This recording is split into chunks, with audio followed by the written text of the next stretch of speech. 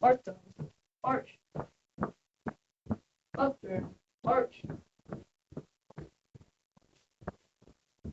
Color guard, halt. Gary, colors. Colors, salute.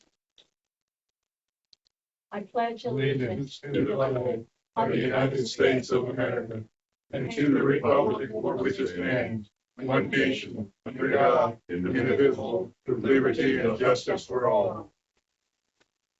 Gary, colors. Order, colors. Promise yourselves, we still strong, that nothing can disturb you tonight. To talk of health, happiness, and prosperity to every person you meet. To make all your friends feel there is something in them. To make the sense of everything and your optimism come true. To think only for the best, to work only for the best, and to expect only the best. To be just to do they have the best, to test with others as you are only about your own. to forget the mistakes of the past, rather offer weary feeling to the future. To wear a cheerful countenance at all times, may every creature you meet smile. You get so much time to the improvement of yourself that you have no time to criticize others. To be too large for worry, too noble for anger, too strong for fear, too happy to make the presence of trouble. Optimist International. Please bow your heads in prayer. Dear Lord, we thank you for this beautiful weather. We thank you for a successful election day in our community and in our nation. We thank you for these students that are here representing the JROTC program. We thank you for all the blessings that you've bestowed upon us, and we ask that you continue to keep our members that are confirmed and facing challenges in your top of priorities. We ask this and so much more in your name.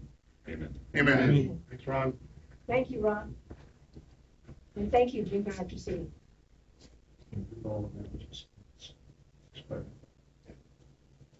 Colonel Hudson is with us and other cadets that are not in formation. Yep. He's going to talk about them a little bit, talk about the program and the. You want to sit down? Stand, Bobby. Okay.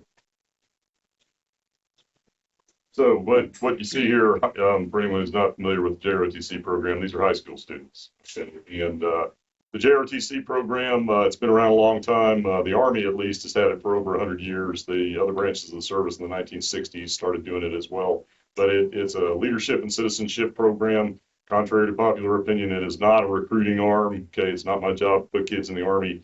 All right, but we use the military system of organization and discipline as sort of the vehicle to affect doing that, okay? And we maintain a pretty strong color guard. They do an awful lot of these kinds of things for this, Military Affairs Council breakfast, all of the home athletic events, a lot of other community events. So for instance, we just went down in little town of Hope, just south of here, does a parade every year, and they like us to lead the parade, and they're great.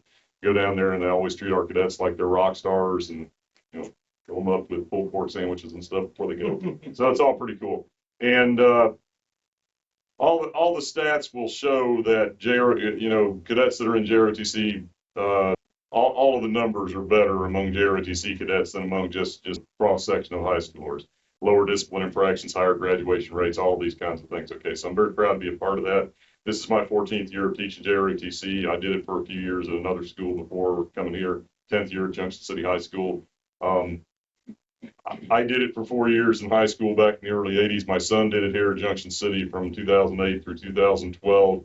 I'm all in. This, in my opinion, and this is not to take away anything else from anybody else doing things at Junction City High School. Got a lot of great people doing an awful lot of great things over there for real.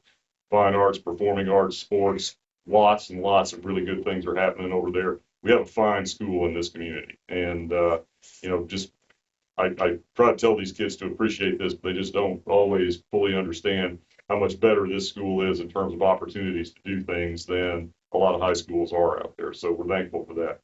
We have a strong Raider program, which you guys have probably heard about. They didn't get a chance to go to nationals due to the government shutdown. I'm going to stop talking there on that one. Our drill team is just now getting ramped up. We started an archery team this year. That is growing in popularity in JROTC programs, particularly in programs that are in large inner cities like Chicago, where they won't let them have air rifle programs and things like that. We do have an air rifle program as well. That continues to do well.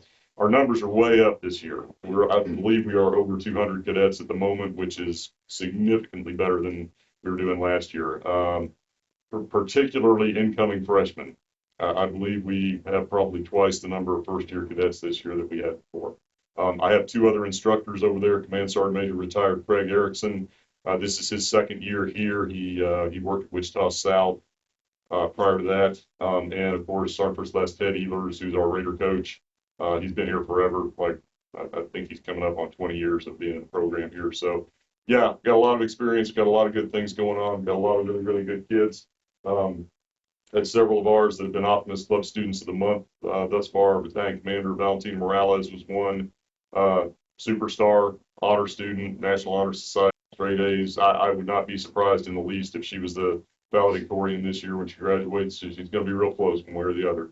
There's some other good ones out there. But anyway, it's a great program. We're one of the bigger, stronger programs in the state of Kansas. Unfortunately, there aren't very many of them in the state of Kansas. Any of you guys that have sway with other school districts out there, you know, I'm always on the, hey, like to have some other people to play with out here.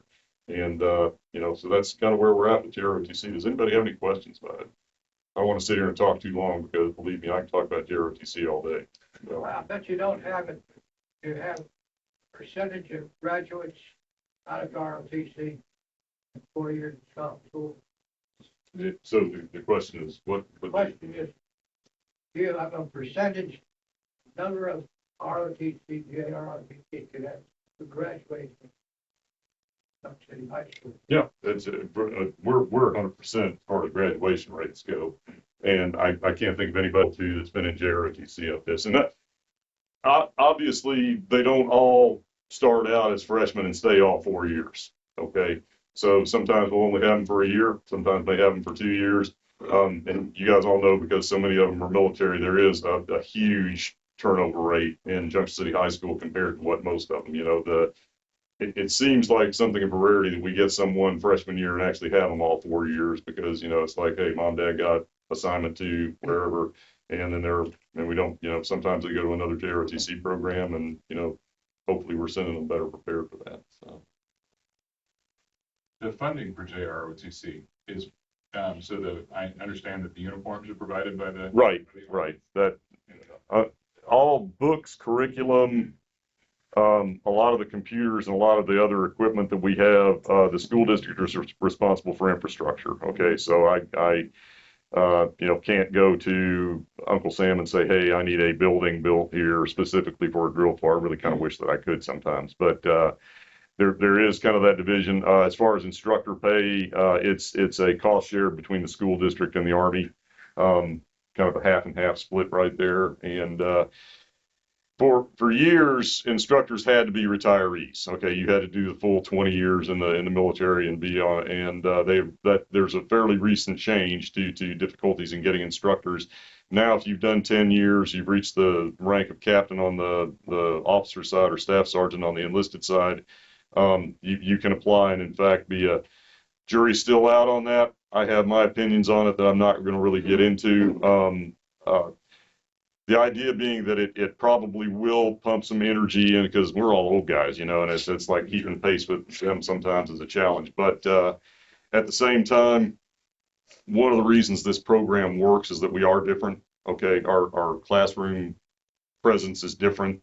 We're not, by and large, professional educators, and that question comes up periodically. Most states do not require a teacher's license to do this. Okay, some do. Kansas does not. Okay, I have no background in education whatsoever, so it's, you know, just kind of the way it is there. But yeah, it's changing. They're, you know, got to adapt with the way things are, and they've had challenges. Fortunately, we never had them here in Kansas very much. I can't think of a vacancy in any of the schools we've had in this state that have stayed open for very long. But yeah, we'll see how that works out. Okay, I'm just going to go ahead and leave it at that. I've got some kind of strong opinions about it. I'd probably rather not get into. But Any other questions? Are you still looking to expand into the middle school?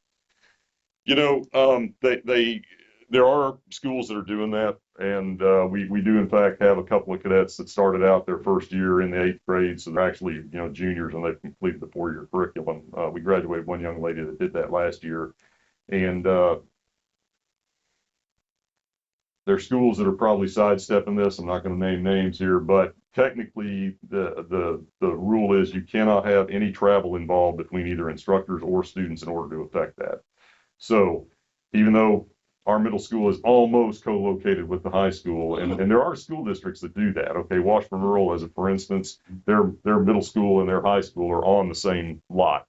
Okay, so they could affect that fairly well. What it's probably going to have to do is, in the event that we ever get that going, is it's going to have to hire a 4th instructor, which we're kind of an expensive asset for a school district. Okay, I'm not going to lie. So that may be something that we address at some point. I do like the idea of it. It really does extend the opportunity out to people that might not otherwise get it. So definitely looking into it for sure. One of the things I'd really like to do, and this has been an ongoing, we are in fact allowed to take homeschool kids into, they can come over there and they need to talk to Mrs. Booth and they need to meet some requirements. They need to live within the district and whatnot. We've had a couple of them so far, and the 2 that we've had anyway, okay, I don't want to make generalizations. The 2 that we've had have been very, very good cadets, okay. I would like to extend this out, and I just don't know where there's a venue where I can get in front of a bunch of homeschooling parents and say, hey, look, I've got the perfect program for you. It's all about teamwork and citizenship, you know, which you're kind of missing out on, as I understand it, if you don't have the social aspect of going to school, which after COVID we all determined was very important. So if any of you know any way that I'd be more than happy, forget his name right now, but he heads up the trap teams for the homeschoolers out here at Erie County Sportsman's Acres. And I talked to him on the phone, and he's a great guy. I believe he's the pastor down here at Flint Hills Baptist Church. And he said, yeah, you know, the problem with getting in front of a group of homeschooler parents is they tend to not group up. They don't do that. That's the reason they're homeschooled. So, but if anybody knows of a venue there, I'm more than happy to talk to them and see if we could get more, you know, extend this out to some people besides just the day students here. Any other questions? Probably already talked too long. No, that was fine, sir. Okay. We do like to take this time to recognize you Okay. as a honorary member Thank you very much.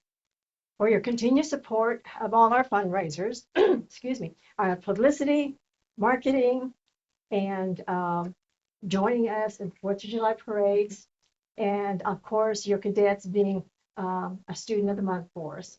But we really appreciate your support. Well, thank you very much, and we appreciate all that you guys do for us. We'd like to let the cadets introduce themselves. Okay, let's go start from you, Lauren. I'm Lauren. I'm a left 3 in JRTC right now. I'm active in like all the teams I can at the moment. I also do orchestra. Currently enrolled in like 2 AP classes, and I'm just recently joined our school's new esports and gaming club. Good morning. My name's Madison. I'm a LET 2. I'm a sophomore. I'm also pretty involved in a lot of our teams, like color guard, drill. I've started going to archery. It's pretty cool. Up and running. It's pretty awesome. I'm in about 1 AP class. We can only take so many as a sophomore, but I love JC and I love JCHS. I'm Lexi. I'm a LET 3 and I'm a junior. The only team I'm really active in is color guard. I plan to at some point join. Still playing softball, right? Well, I might continue softball. Well, you know, and I make that point because there are a lot of them doing things outside of JROTC too. I mean, this is one thing they do, but they're also students, you know, in the greater sense too. Hi, good morning. I'm Shadera. I'm a sophomore and I'm a LET 3 in JRTC. I'm pretty active in color guard, obviously, and the drill team that we have. And I really like our school and I really like our program, and I think that it's really cool. Good morning, I'm Zaylee. I'm LET 1, I'm a freshman, and I'm in color guard, drill, and I just started going to archery. And Chris. My name's Christopher, and I'm a LET 3. Trying to join everything, trying to be the best. And is very involved. So, And I play the saxophone just for the fun of it. and I probably should have worn a uniform today. We got Veterans Day weekend stuff going on, which our ceremony will be this Friday towards the end of the school. Jim Sands is going to be our guest speaker. Open to the public. If you guys want to come down there, things will start about 2:10 in the afternoon. Just sign in at the front office and go down to the gym and watch the show. So, No, sir, can we get everybody to come over here? absolutely. You guys go back there, please. Indonesia? Did you talk about Indonesia? Hmm? Did you tell them their money? Yeah. Okay, so. Warren, that way you are again? Good.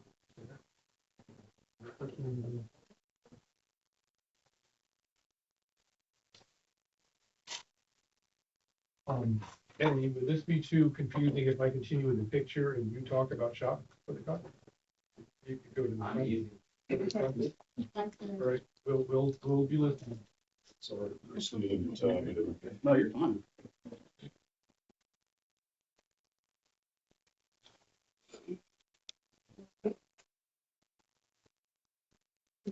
Start talking. Yes, Well, Steve. I'm Eddie. I'm with the Junction City Police Department. This year we're doing again Shop with a Cop. It's probably been, I think, pointed it out. I think we're at the seventh. This is our 17th year doing it with the Junction City Police Department.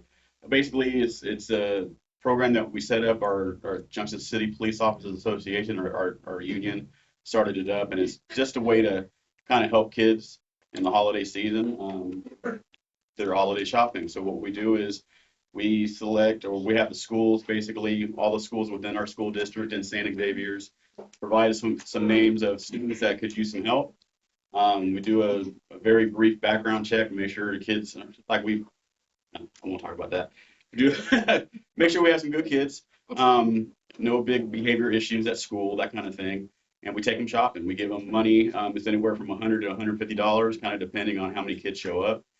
And we take them shopping with a police officer. We go to Walmart. They can pick whatever they want. They can shop for themselves and buy themselves a bunch of stuff. They can shop for their siblings. They can shop for their parents. And we kind of just give them, try to help their holidays out a little bit. We also provide jackets, gloves, and hats if kids need cold weather gear, that kind of stuff, so they can go out and play in the winter. So it's kind of just a good experience. It's a good opportunity for young kids and officers to kind of build a little friendship and hopefully gain some trust and fellowship, I guess. So we also take them down to church that morning. We'll take them. We have them actually the parents drop off their kids at the church. Is it Second Missionary Baptist. Second Missionary Baptist? Provide them with breakfast, and then we bus them from the church to Walmart, and then their parents pick them up at Walmart. We also have volunteers that'll get wrapped if they want anything wrapped for Christmas. Usually, if the kids buy themselves stuff, they want it right away. So that's just kids being kids. So this year I typed up the letters. We have just over 100 kids we're sending letters to. So hopefully we get about half to 3/4 of a response. So hopefully we'll have about 50 to 60 kids that will be having a good impact on this year. So questions? What about shop with a senior citizen? My wife started working at Valley View, and I've actually thought about that. I was like, what if we could do something for some of the elderly people that can't get out? And I thought about that actually. I haven't brought it up to anybody else, but I've been thinking about it. You heard it. Can't get out. If I see you at Walmart, we're not going to take you shopping. Yeah, but So you're off the list. Okay?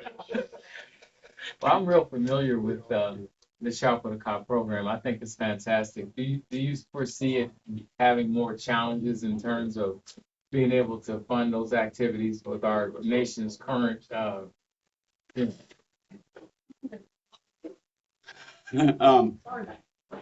don't think so. The biggest issue we have at the police department is manpower. Is always a manpower issue. Like last year, for example, we were having the trickle effect that manpower issue has. So our biggest fundraiser is a golf tournament. So, and that's what makes us, that actually is kind of what's propelling us now.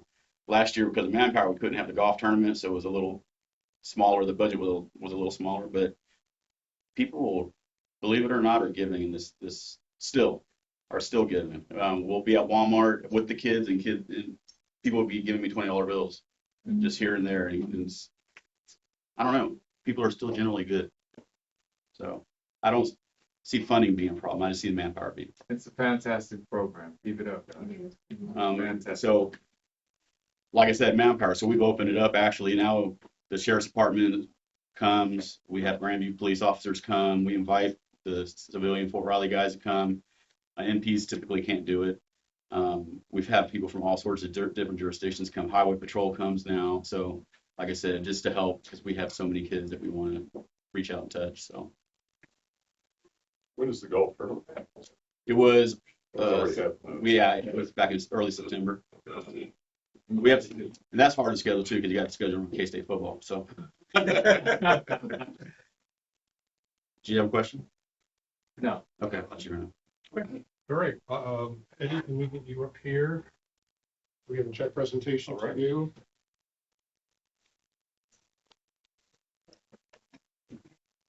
Oh, you would check. The real check. I'll get to take this home. We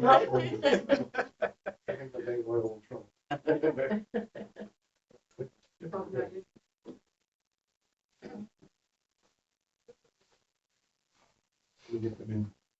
Vicky, could you open that door?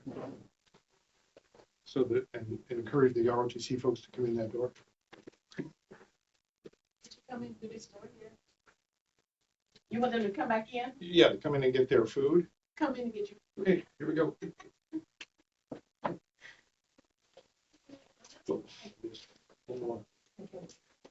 Got it. Thanks, Eddie. Yeah, Alabama. Okay. He's the guy at the PD. All righty, thank you. Yep.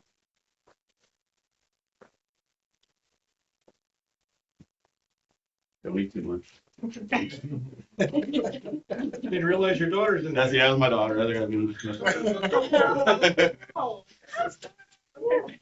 Go, some of our programs. Yeah, my son's in it. Oh, I was in ROTC at the Dutch City High School for 3 years, so. And your dad. My dad was the instructor there. Family. Sergeant Torres, if there is one person out there who probably is singularly responsible for this program being what it is, it's Sergeant Torres. Very recognizable family. Great, truly good man, for sure. He was my son's Let 1 instructor back in the 08-09 school year. Tommy just worshiped him, hero worshiped him, really not too strong words. He's all right. All right, let's see, Vicky, there will be some motion around there when you're talking, but if you want to. Talk loud. There goes my breakfast. I should have went up there first. I guess they get pretty close. Yeah. That's a, they need to enjoy it. I don't really need it, so. Okay. That's great. So Vicky Bobbitt with iCare, Intergenerational Clearinghouse and Resource Education Supports Veteran Center, and does a great job in the community working with trying to put the two generations together, the younger and the elderly. And she's going to talk about that again if you've never heard about iCare. So welcome back.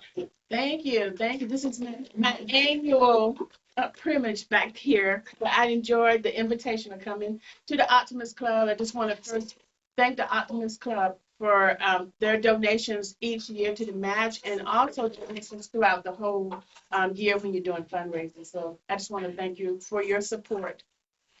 My name is Vicky Bobbitt. I'm the Executive Director of iCare.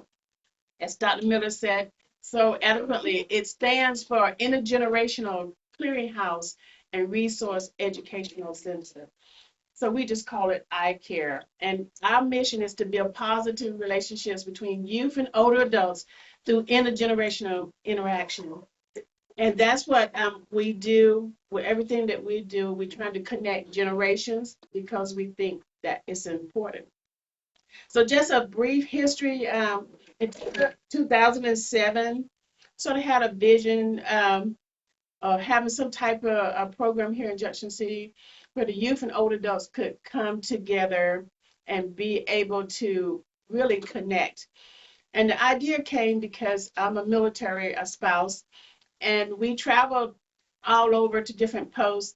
And my children really didn't have a relationship with their grandparents and extended family members.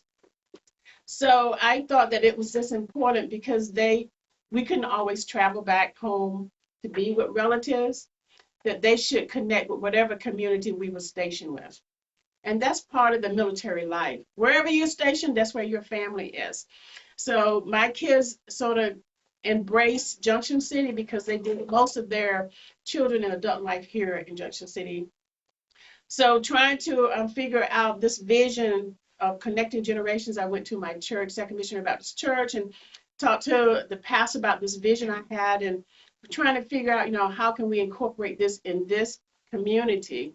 So with some work, and we did some research and seeing what the community had, then we came up with maybe starting small and working our way through.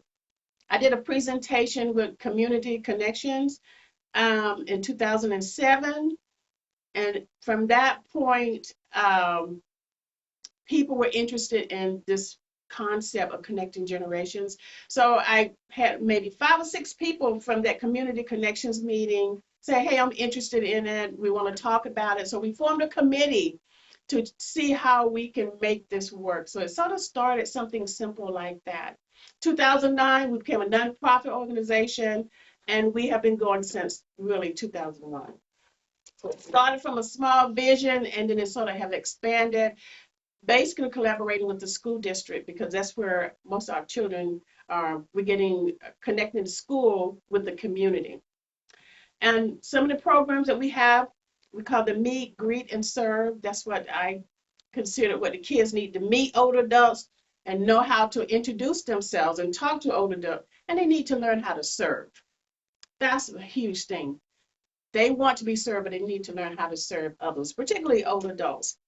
So we have kids from kindergarten all the way up to high school, have some type of activities where they will connect throughout the school year. We have some places that we go to. As we go to Valley View, which is now called Tall Grass. I have to remind it's called Tall Grass. And we go to Brookdale Senior Living, and we go to Bicentennial Manor. And we try to schedule activities at least once a month where the kids and the kids are bused to these facilities for about maybe 1 hour or less. And the teacher or myself and the activity director plan an activity where the kids can actually do something with the older adult, some type of craft, some type of activity, some just talking, just communicating, asking them questions. So we feel that the socialization and the need for both generations is something that's lacking in the community. We also have the pen pals that we started several years ago, and we use the JAG students at the con school. And we have each year is a different amount of kids. Last year we had 17 kids. They would actually write letters to seniors in the community, and these were the seniors from the Bicentennial Manor, the Bartel, and the United Methodist Church. We have a few members that want to be pen pals. So they would exchange letters throughout the school year, and they formed those kinds of communications, those writing skills, that communication. And believe me, I beg them, please don't write.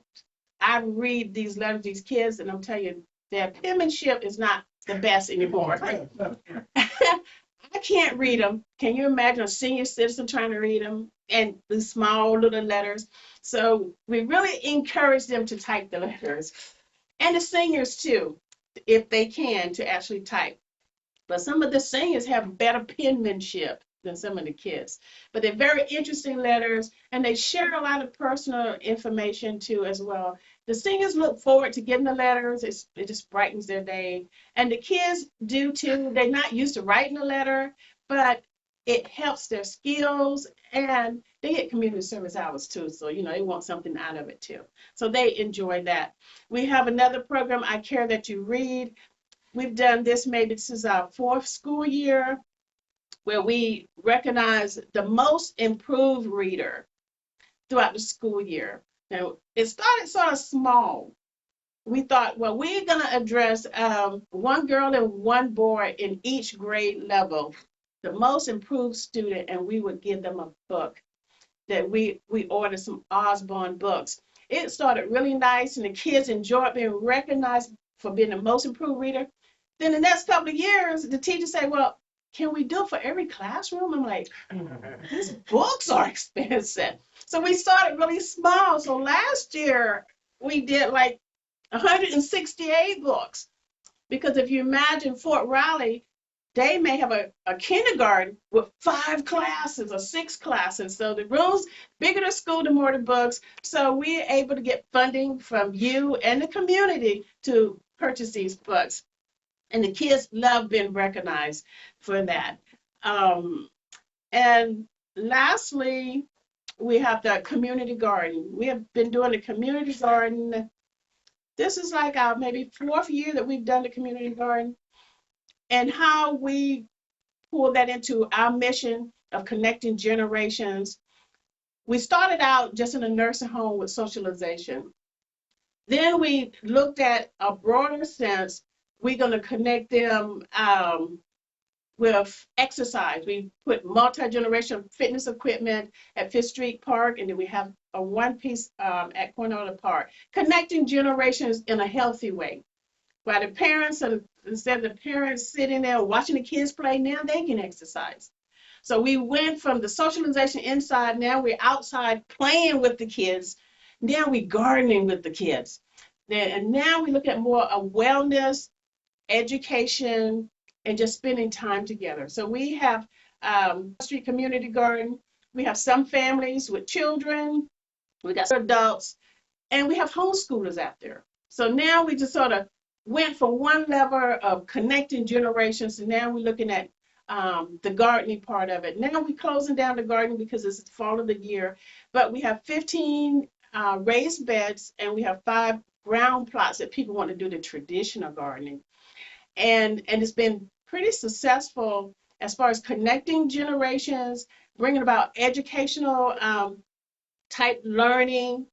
We have the kids, the homeschoolers are actually using that as part as their curriculum, where they're watching a butterfly, the caterpillar turn to a butterfly, and they make this whole class, science class, out of the garden area, which is quite interesting. We've had someone to come in and talk about gardening from the agricultural type setting. So now we have expanded through education, and it's healthy. Yeah, you get out there in the nice sun and you can sort of work in the gardens. So ICARE has really expanded in a lot of ways.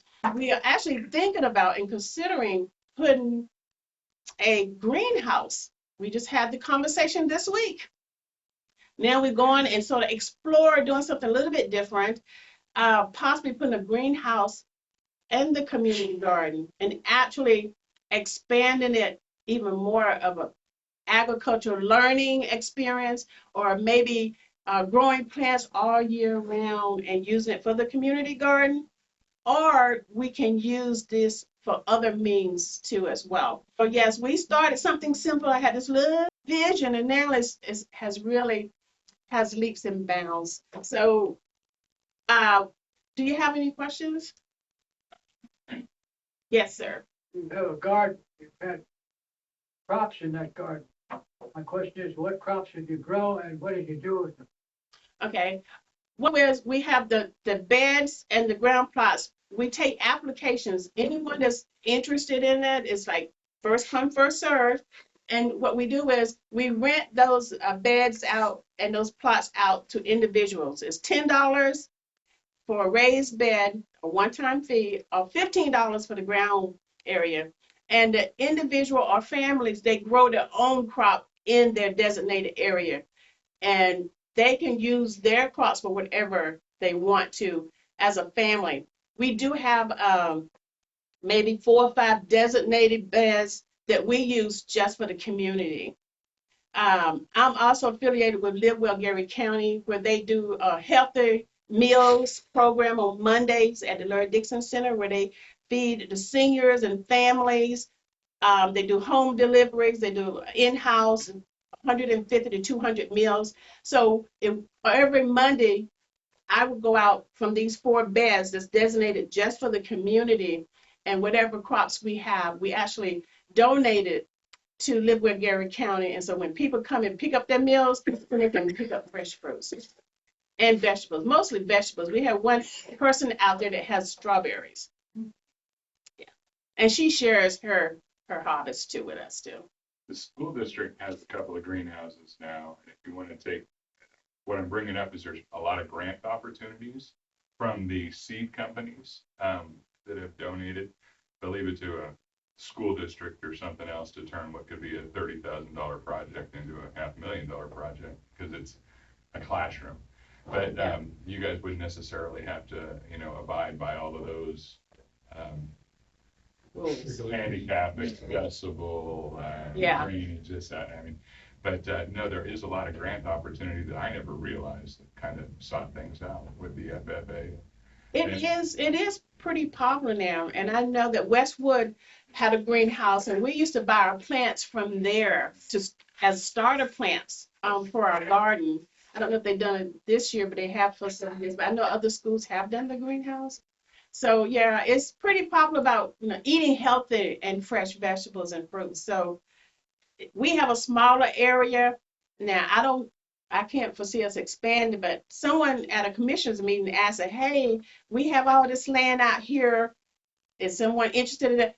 I'm just interested in the 12th Street Community Garden. But if anybody have any questions, how we got started, the pros and cons of that, I'm willing to share whatever information that we had with that. Because I'm not even a farmer. My husband is a maintenance person. He's a paid person that sort of do the maintenance. I care sort of oversee the garden, but Live Where Gary County basically sort of owns that area. Vicki, thank you. Your humility is showing again. This started as a dream that Vicki had many years ago, and it's just swollen and grown because of her leadership. So thank you for being here and for all you do. Thank you very much. Thank you. So we gave our donation to iCare on Match Day, so her $200 will turn into $300. So I think we'll take the picture over there by the Optimist Club banner, and we won't use the big check this time. We'll just present her. Okay. Take the picture.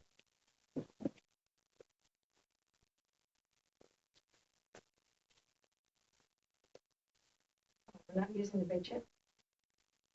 But if you want to give me some more money. We have to do some more fundraisers. Which is coming up November the 17th. Japanese barbecue. Turn a little bit to your right. There you go. So I can see the eye there. More. Got it. Thank you. Thank you, Vicki. Thank you.